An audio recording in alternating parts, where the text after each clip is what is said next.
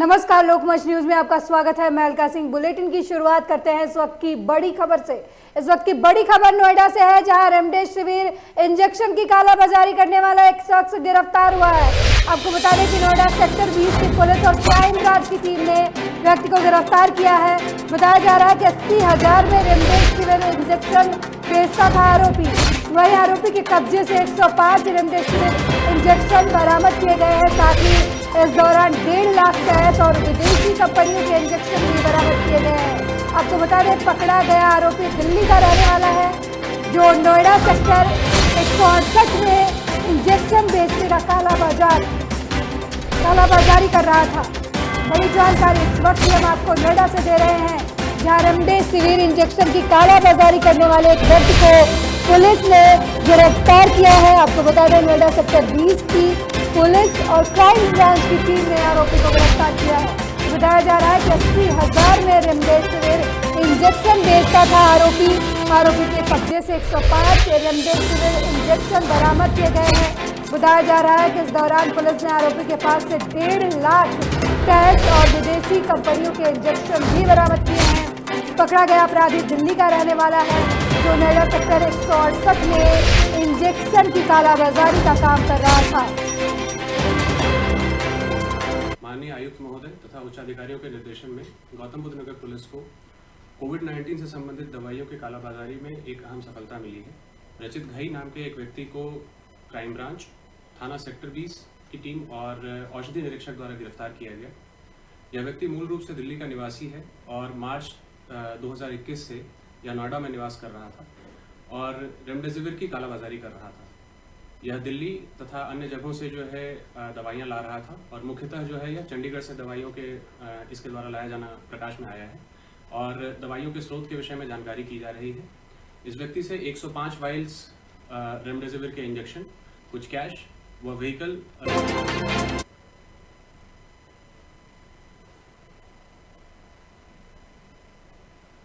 इस खबर पर ज्यादा जानकारी देने के लिए हमारे संवाददाता हरिशंकर फोन लाइन पर जुड़ गए हैं। हरिशंकर, रेमडेसिविर की कालाबाजारी करने वाला एक व्यक्ति गिरफ्तार किया गया है, क्या कुछ अपडेट?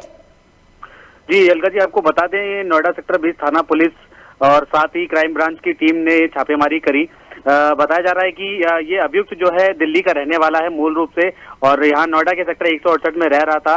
जो ये जो कालाबाजारी कर रहा था रेमडेसिविर इंजेक्शन की, जो खेप बरामद हुई है इसके पास तकरीबन 105 इंजेक्शन की जो दवाई है वो पाई गई है इसके पास, और साथ ही 1.5 लाख का एक कैश भी बरामद हुआ है। बताया जा रहा है कि छापेमारी के दौरान ये काफी हद तक लोगों को, मतलब कोविड पेशेंट को ये कालाबाजारी में मतलब 80,000 रुपए की ये दवाइयां बेचता था। पीठ पीछे ये इस तरीके की कार्रवाई कर रहा था काफी समय से, जो आज सूचना के द्वारा नोएडा पुलिस को सूचना मिली और उस पर इन्होंने त्वरित कार्रवाई कर इस अभियुक्त को धर दबोचा। जी हरिशंकर, क्या इस व्यक्ति के साथ कोई और भी था जो इस कालाबाजारी में रेमडेसिविर के जुड़ा हुआ था? जी, पुलिस द्वारा जानकारी ये भी बताई गई है कि इसकी जांच की जा रही है। अभी तक तो ये मालूम हुआ है कि अभियुक्त अभी अकेला ही ये दिल्ली से यहाँ पर रह रहा था। इसके संपर्क में जो भी है इसकी जांच को पड़ताल पर पुलिस लगी हुई है। बहुत बहुत धन्यवाद हरिशंकर, इस मामले में ज्यादा जानकारी देने के लिए।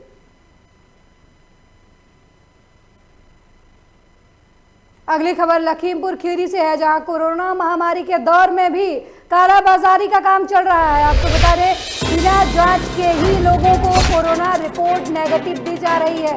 वहीं ये रिपोर्ट ऑनलाइन पर ही लोगों को मिल रही है। बड़ी जानकारी आपको लखीमपुर खीरी से दे रहे हैं, जहां कोरोना महामारी के दौर में कालाबाजारी का धंधा फट रहा है। आपको बता दें कि बिना जांच के ही लोगों की कोरोना रिपोर्ट उनके फोन पर भेजी जा रही है। बड़ी जानकारी इस वक्त की लखीमपुर खीरी से दे रहे हैं, जहां बिना जांच के ही लोगों को कोरोना नेगेटिव रिपोर्ट थमाया जा रहा है। बता दें, ये रिपोर्ट लोगों को फोन पर ही मिल जा रही है।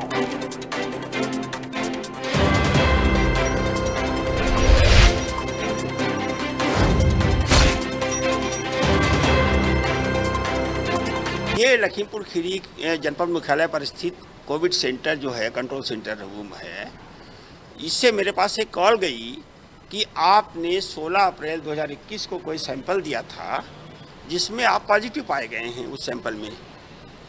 मेरा ये कहना है कि 16 अप्रैल 2021 को हमने कोई सैंपल किसी प्रकार का दिया ही नहीं, तो उसमें पॉजिटिव या निगेटिव या कुछ भी पाए जाने का कोई प्रश्न उपस्थित नहीं होता।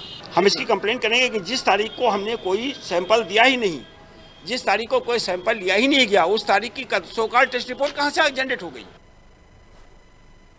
पूरे देश में कोरोना का कहर थमने का नाम नहीं ले रहा। देवरिया जिले में भी कोरोना संक्रमित मरीजों की संख्या लगातार बढ़ रही है। इसको देखते हुए 21 अप्रैल से शाम 7 बजे से 23 अप्रैल सुबह 7 बजे तक कोरोना कर्फ्यू लगेगा। इस दौरान सिर्फ आवश्यक सेवाओं को छोड़कर सभी प्रतिष्ठान बंद कर दिए गए हैं। बता दें कि इस संबंध में जिलाधिकारी आशुतोष निरंजन ने पत्रकारों से बातचीत करके बताया कि कोविड को लेकर जिला प्रशासन पूरी तरीके से अलर्ट है। पर्याप्त मात्रा में कोरोना संक्रमित मरीजों के इलाज के लिए बेड और दवा उपलब्ध करा दी गई है।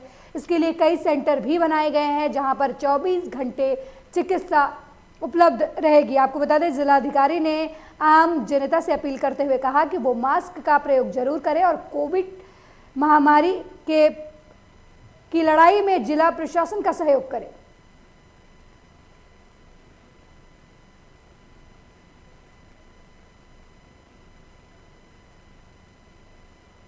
ये हमारा एक तरह से एपी सेंटर है, यहीं से हम सभी चीजों को मैनेज करते हैं। सारा इंफॉर्मेशन का फ्लो, सारा फीडबैक का हमारा मैकेनिज्म है। और यहाँ तक कि जो डेली मीटिंग होती है कोविड की, जिसको मैं चेयर करता हूँ, वो भी इसी ICCC के एरिया में ही होती है। इसमें भी हम लोगों ने 4 लैंडलाइन नंबर पहले जारी किए थे।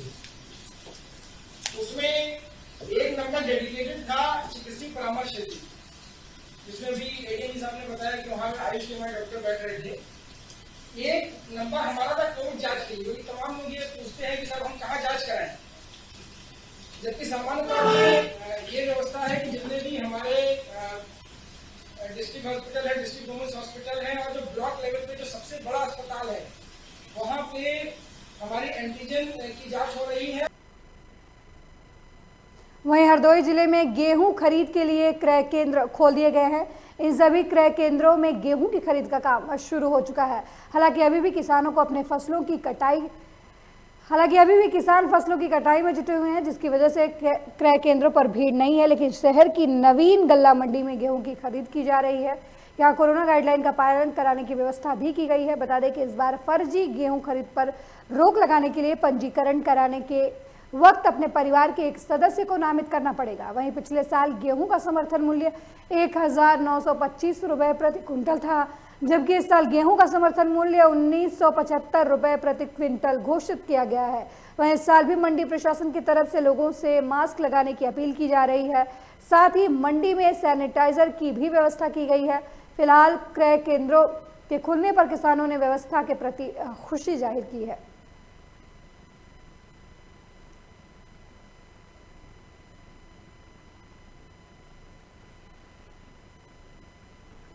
आपको बता दें कि गेहूं खरीद के लिए क्रय केंद्र खोल दिए गए हैं। हालांकि अभी किसान फसल की कटाई में लगे हुए हैं, लेकिन अब क्रय केंद्र खोल दिए गए हैं और गेहूं की खरीद हो रही है। आपको बता दें, इस बार गेहूं का समर्थन मूल्य 1975 रुपये प्रति क्विंटल रखा गया है।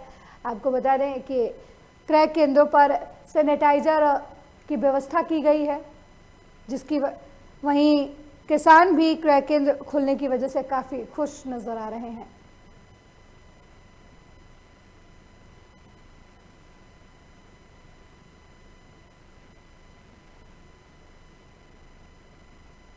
हाथरस पुलिस की बदमाशों के साथ हुई मुठभेड़ में 1 लाख का इनामी बदमाश गौरव शर्मा और उसका साथी 30,000 का इनामी बदमाश सोनू गोली लगने से घायल हो गया, जिसके बाद पुलिस ने दोनों बदमाशों को गिरफ्तार कर लिया।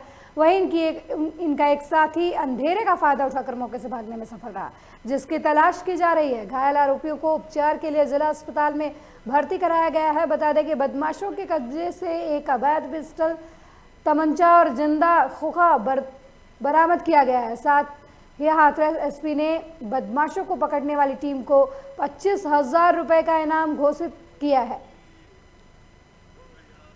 आपको बता दें कि हाथरस पुलिस ने बड़ी सफलता हासिल की है। पुलिस ने 2 इनामी बदमाशों को मुठभेड़ के दौरान पकड़ा है। बता दें, इनामी बदमाशों की पुलिस काफ़ी दिन से तलाश कर रही थी। हालांकि इस दौरान बदमाशों का एक साथी अंधेरे का फायदा उठाकर मौके से फरार हो गया। फिलहाल दोनों बदमाशों का अस्पताल में इलाज चल रहा है। आपको बता दें, इस दौरान जिलाधिकारी ने पुलिस टीम को इनाम भी देने की घोषणा की है।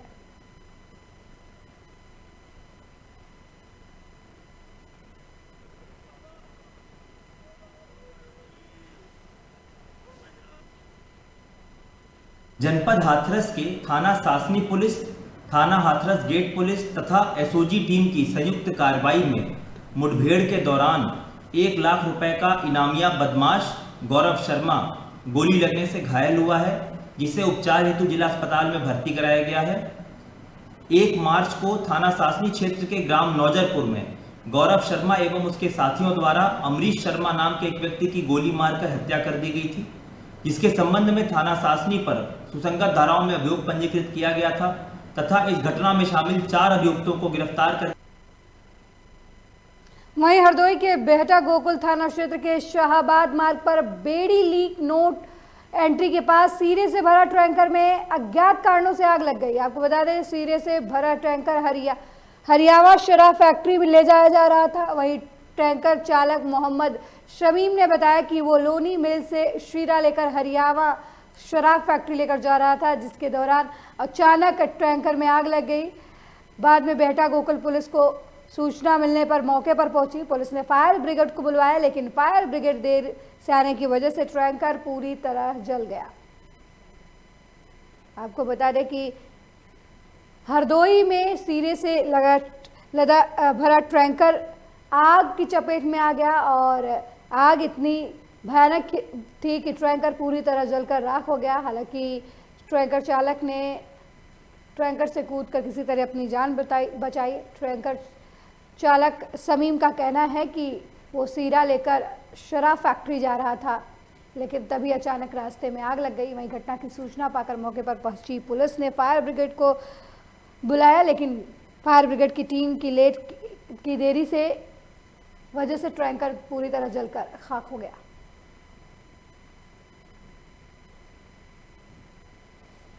आपको बता दें कि हरदोई में सीरे से लदे भरे टैंकर में आग लग गई। इस खबर पर ज्यादा जानकारी देने के लिए हमारे संवाददाता पुलकित फोन लाइन पर जुड़ गए हैं। पुलकित, सीरे से भरे टैंकर में आग लग गई है, क्या कुछ अपडेट है आपके पास? जी देखिए, आपको बता दें कि ये हरियावा से सीरा लेके जा रहा था टैंकर, जो कि ये रास्ते में अचानक इसमें जो है आग लग गई। इसके बाद सूचना पुलिस को दी गई और मौके पे दमकल ने पहुंचकर आग पर काबू पाया है। किन वजहों से टैंकर में आग लगी, क्या कुछ जानकारी है इस मामले में? नहीं, देखिए इसकी वजह अभी स्पष्ट नहीं हो पाई है, जांच जारी है इसको लेकर। बहुत बहुत धन्यवाद पुलकित इस मामले में ज्यादा जानकारी देने के लिए।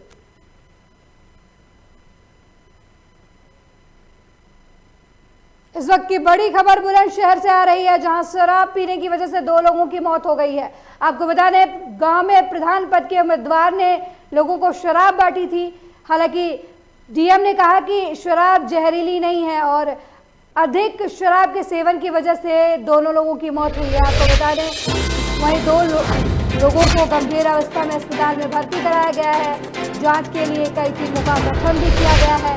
पुलिस ने गांव और ठेके और बियर की दुकानों की जांच की है। बड़ी जानकारी आपको हम बुलंदशहर से दे रहे हैं, जहां शराब पीने से 2 लोगों की मौत हो गई है। आपको बता रहे, गांव में प्रधान पद के प्रत्याशी ने लोगों को शराब बांटी थी। हालांकि डीएम का कहना है कि शराब जहरीली नहीं थी, अत्यधिक शराब का सेवन करने से दोनों मौतें हुई। वहीं 2 लोगों को गंभीर अवस्था में अस्पताल में भर्ती कराया गया है। आपको बता दें कि मामले की जांच के लिए डीएम ने कई टीमों का गठन किया है। पुलिस ने गांव और ठेके और बियर की दुकान पर जांच की मुहिम चलाई है। वहीं मौके पर डीएम और एसएसपी समेत तमाम पुलिस के आला अधिकारी मौजूद रहे। ये पूरा मामला गुलावठी कोतवाली क्षेत्र के गांव पचरावत का है। 2 लोगों की शराब पीने के कारण मौत हो गई है। मैं एसएसपी साहब, सीओ, एसडीएम, आबकारी विभाग सब लोग आए मौके पर। यहाँ पे मौके पर से जो शराब बरामद हुई उसका स्कैनिंग किया गया, तो आबकारी विभाग का ये कहना है कि वो जेन्युइन शराब है। लोगों से पूछताछ की गई तो 2 जो मृतक हैं उनमें से ये बताया गया कि एक अमजद नाम के व्यक्ति हैं, वो रेगुलर ड्रिंकर थे, और एक नीतू नाम के व्यक्ति हैं, उन्होंने भी ज़्यादा पी रखी थी। तो प्रथम दृष्टया यहाँ मौके पर जो खबर जालौन से है, जहां एक बेटे ने अपने ही पिता की कुल्हाड़ी मारकर बेरहमी से हत्या कर दी। आपको बता दें, पूरा मामला सिरसा कलार थाना क्षेत्र के सिकन्ना गांव का है, जहां संतराम नाम का एक व्यक्ति 3 महीने पहले बनारस से लौटा था और घर लौटकर वो अपने बड़े बेटे गोविंद के घर खाना खाने चला गया। इसी बात को लेकर आरोपी अरविंद अपने पिता से नाराज हो गया और पिता की कुल्हाड़ी मारकर हत्या कर दी। घटना की सूचना पाकर मौके पर पहुंची पुलिस ने शव को कब्जे में लेकर पोस्टमार्टम के लिए भेज दिया है और आरोपी की तलाश शुरू कर दी है। ये छोटे भाई ने कर दिया था। क्या कर दिया है? वो पिताजी मेरे दूसरे घर से खाना खा के दूसरे घर में लेटते, उधर वो रहता था। उसने जैसे ही ये पहुंचे उसने कुल्हाड़ी इनको मार दी। किसने मार दी? अरविंद कुमार ने। ये कौन है?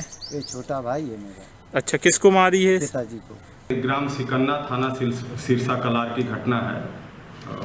मृतक के इसका संतराम दोहरे करीब 60 साल का था। इसी का लड़का है अरविंद, करीब 30-32 साल का, अनमैरिड है, और बता रहे हैं कि इसकी ग्वालियर से दवा भी चल रही थी, कुछ मेंटली जो है डिस्टर्ब है। तो ये संतराम दोहरे जो है अपने बड़े लड़के के यहाँ से खाना खा के लौट रहा था। इसी बात पे इसकी माँ, ये इसका जो मृतक पिता है और ये अरविंद एक ही साथ रहते थे, तो इसने ऐतराज़ किया कि तुम बड़े लड़के के यहाँ क्यों चले गए, और इसी बात पर उसने कुल्हाड़ी से घातक प्रहार कर दिया अपने पिता पे और पिता की मृत्यु हो गई थी। तत्काल पुलिस मौके पे पहुंची थी। पीएम पंचनामा करा के मुकदमा अपराध संख्या 45/2021 302 IPC लिख दिया गया है और लड़के की तलाश हो रही है। हम विधिक राय। अगली खबर सहारनपुर से है, जहां पुलिस टीम पर पथराव और हमला करने वाले आरोपी को बेहट पुलिस बाइज्जत अस्पताल छोड़कर चली गई, जिसके बाद धारा 307 का आरोपी अस्पताल से फरार हो गया। अब सवाल यह उठता है कि जरा सी बात पर आम लोगों को लॉकअप में बंद करने वाली पुलिस 307 के आरोपी पर इतना मेहरबान क्यों है। मामले को लेकर इलाके में पुलिस और अपराधी के बीच 60 गांठ की चर्चाएं भी जोरों से चल रही हैं। दरअसल पूरा मामला सहारनपुर की कोतवाली बेहट से जुड़ा हुआ है, जहां त्रिस्तरीय चुनाव के दिन यानी 15 अप्रैल को कोतवाली बेहट के गांव खिड़का जुनारदार में 2 पक्षों के बीच झगड़ा हो गया। सूचना मिलने पर पहुंची पुलिस पर भी पथराव और हमला किया गया। इस मामले में पुलिस ने 16 लोगों के खिलाफ नामजद और 12 अज्ञात लोगों के खिलाफ मुकदमा दर्ज किया था। इस घटना में घायल खिड़का जुनारदार नाम के एक आरोपी को पुलिस बेहट सामुदायिक केंद्र में इलाज के लिए ले गई थी, जहां पर पुलिस ने आरोपी को अकेला छोड़ दिया और आरोपी मौके से फरार हो गया।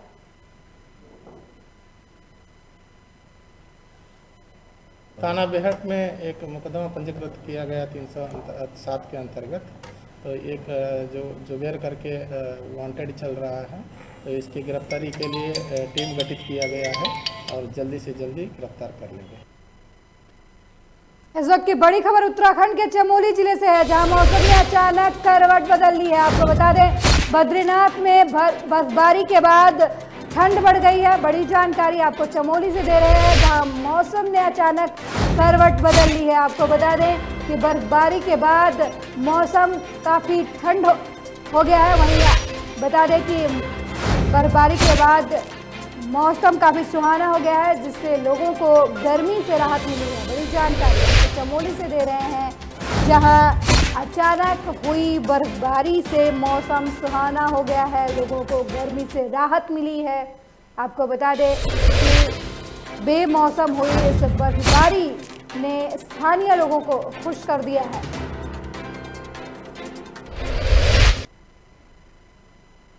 अगली खबर डोईवाला से है, जहां कोरोना महामारी के बढ़ते प्रकोप को लेकर पूरे प्रदेश में जागरूकता अभियान चलाया जा रहा है। इसी क्रम में भारतीय जनता युवा मोर्चा ने मोर्चा ने हस्ताक्षर अभियान चलाया है, जहां लोगों को मास्क और सैनिटाइजर वितरित किए गए। साथ ही प्रधानमंत्री नरेंद्र मोदी की 1 तारीख से चलाए जाने वाले वैक्सीन अभियान का समर्थन करते हुए 18 से अधिक आयु वाले सभी लोगों को कोरोना वैक्सीन के प्रति जागरूक किया गया।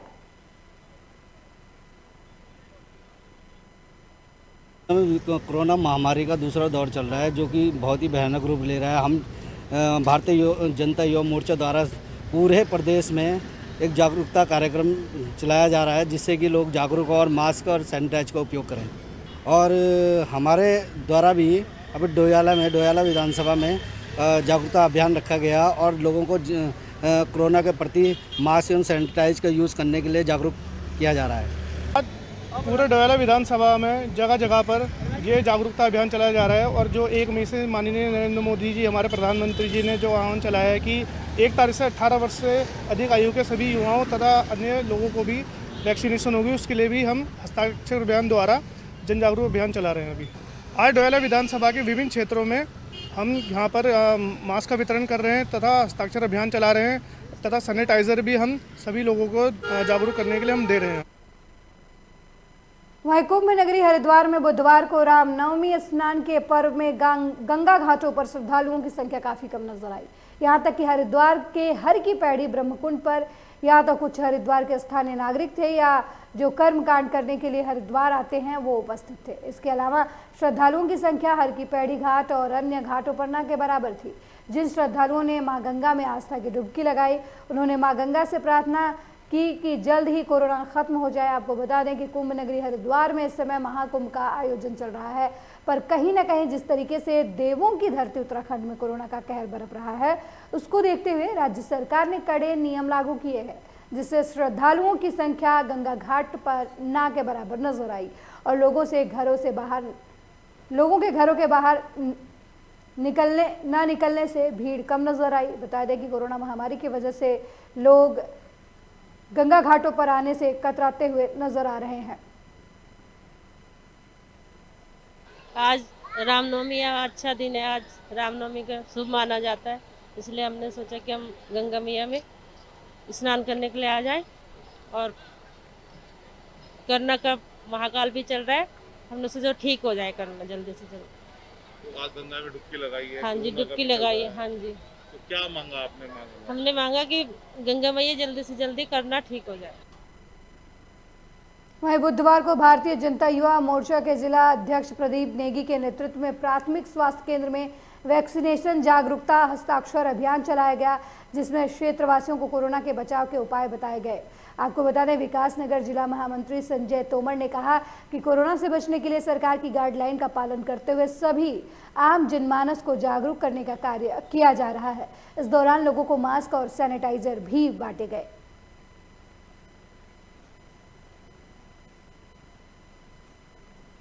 देखिए, मैं आपको बताना चाहूँगा कि हमारे प्रदेश के यशस्वी प्रदेश अध्यक्ष श्री कुंदन लटवाल जी के आह्वान पर जिला देहरादून युवा मोर्चा द्वारा आज प्राथमिक स्वास्थ्य केंद्र पश्चिमी वाला विकासनगर में वैक्सीनेशन संबंधित हमारे हस्ताक्षर अभियान चलाया गया है, जिसके माध्यम से कहीं ना कहीं यहाँ लोगों को हमने जागरूक करने का कार्य किया है। और जिस प्रकार राज्य सरकार की जो गाइडलाइन है उसके अनुसार किस प्रकार से आपने मानकों का पालन करना है, अपना एक व्यवस्था इस समाज में बनानी है, किस प्रकार से हम सोशल डिस्टेंसिंग रख के लोगों को जागरूक कर सकते हैं। और जहाँ तक मुझे लगता है कि अगर मैं बात कहूँगा तो मैं यही कहूँगा कि जनहित की चाहे कितनी बड़ी समस्या क्यों ना हो, चाहे वो कोरोना जैसी कितनी बड़ी बीमारी क्यों ना हो। खबर देवरी से है, जहाँ देवरी कांग्रेस विधायक हर्ष यादव ने सीएम शिवराज सिंह चौहान को 3 पत्र लिखे हैं, जिसमें जनहित कार्यों को लेकर मांग उठाई गई है। पत्र में कहा गया है कि कोरोना महामारी को लेकर लोगों की हालत बहुत खराब है। महामारी से लड़ने के लिए लोगों को रेमडेसिविर इंजेक्शन की कमी हो रही है।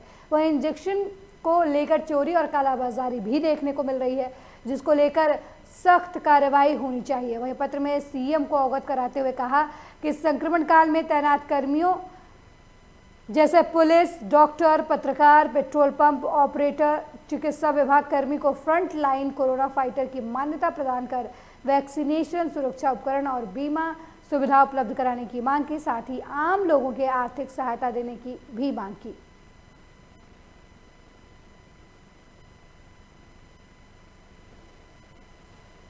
तो कहीं ना कहीं सरकार की जवाबदेही बनती है तो मैंने मुख्यमंत्री जी से मांग की है कि जिस तरह से कमलनाथ जी की सरकार जब मध्य प्रदेश में थी, उन्हें जमाखोरों के खिलाफ, कालाबाजारियों के खिलाफ, मिलावटखोरों के खिलाफ सख्त कार्रवाई करते हुए कानून बनाने का प्रावधान रखा था और ऐसे लोगों के खिलाफ NSA राष्ट्रीय सुरक्षा कानून के अंदर कार्रवाई करने की बात कही थी और की हुई थी। तो आज जरूरत इस बात की है कि ऐसे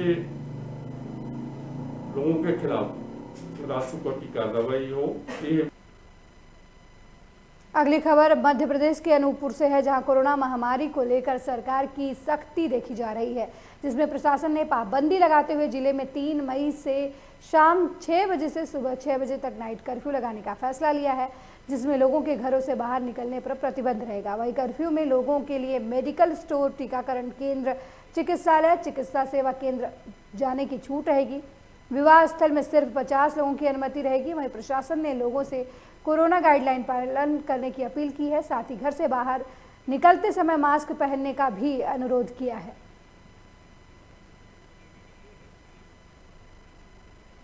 खबर हंडिया से है, जहां गेहूं की खरीद तुलाई का कार्य कर रहे मजदूरों ने 15 दिनों से वेतन नहीं मिलने की वजह से तुलाई का काम रोक दिया है। आपको बता दें कि हंडिया उप मंडी में सेवा सहकारी समिति के माध्यम से गेहूं खरीदी का कार्य किया जा रहा था, जिसमें मजदूरों ने 11,000 क्विंटल से भी अधिक गेहूं तुलाई का काम कर दिया है, लेकिन 30 से 40 मजदूरों को तुलाई करने के पैसे नहीं दिए गए थे, जिसको लेकर मजदूरों ने काम नहीं करने का फैसला किया। वही मजदूरों का कहना है कि उनका रुका हुआ वेतन अगर उन्हें नहीं मिला तो वो गेहूं तुलाई का काम नहीं करेंगे। वहीं मंडी में गेहूं लेकर पहुंचे अन्नदाताओं को भी इसकी वजह से काफी परेशानियों का सामना करना पड़ रहा है।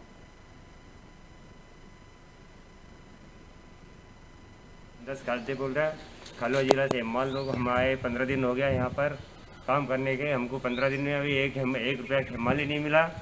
अभी तक कुछ हमको खाने पीने का भी व्यवस्था नहीं मिला यहाँ पर।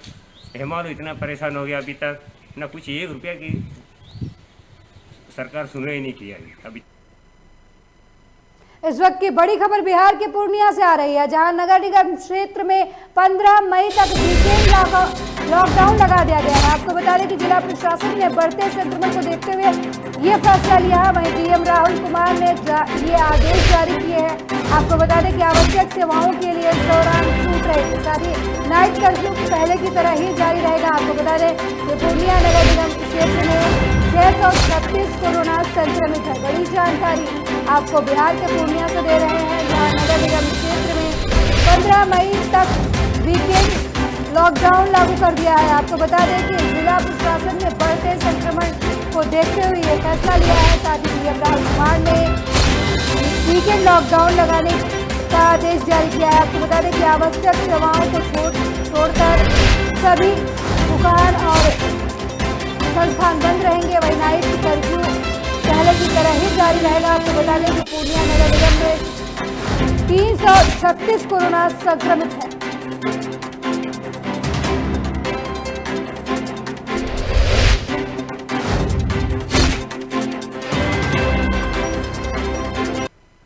वहीं अगली खबर मधुबनी के बेनीपट्टी अनुमंडल में खिरहर गांव से बीती रात 2 पुजारियों की गला रेतकर हत्या कर देने का मामला सामने आया है। आपको बता दें कि बताया जा रहा है कि पुजारी लोग धरोहर नाथ भगवान के मंदिर में सोए हुए थे, जिससे किसी अपराधी ने 2 पुजारी समेत 3 लोगों की गला रेतकर हत्या कर दी। वहीं 2 पुजारियों की घटनास्थल पर ही मौत हो गई और एक व्यक्ति की हालत अभी भी नाजुक बताई जा रही है। आपको बता दें कि इस घटना के बाद इलाके में आम लोगों के बीच भय का माहौल बना हुआ है। इस घटना की सूचना मिलते ही खिरहर थाना पुलिस मौके पर पहुंची और शवों को कब्जे में लेकर पोस्टमार्टम के लिए भेज दिया। इस मामले में पुलिस का कहना है कि घटना में शामिल अपराधियों की पहचान कर ली गई है, जिसकी गिरफ्तारी के लिए पुलिस के द्वारा छापेमारी कार्रवाई शुरू कर दी गई है।